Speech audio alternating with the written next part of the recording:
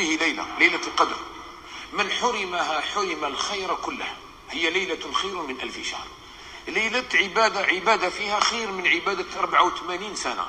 تولي انت تخيل هذيك الليلة تجوزها كامل في الله واللعب، ومن بعد واش تقول كي نقصروا معاك؟ واش تقول لي؟ تقول لي ما بقاتش بنة رمضان، راك تحوس على البنة وسيدي رمضان. يعني ومين هذه منين؟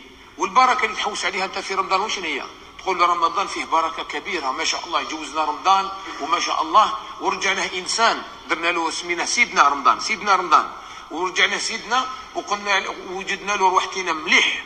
حتى الطواصيري هذاك الغلاف نتاع الطابله بدلناه علاه انتظارا لرمضان. وربي قال لك اغسل حيوط تاع قلبك 15 يوم قبل رمضان.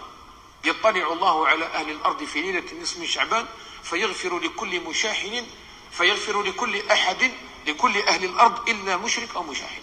وقال لك اغسل قلبك، وجد روحك 15 يوم قبل رمضان.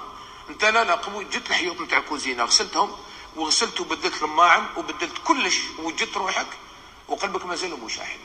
اقول لك علاه؟ لاننا والله ما نعتقد انه شهر عباده، نقولوا بصح في العمل تاعنا ماناش نعتقدوا هذا الاعتقاد الا الناس الصالحين اللي راهم حقيقه يغتنموا هذا الشهر الكريم، وانما نتكلم على عموم الامه.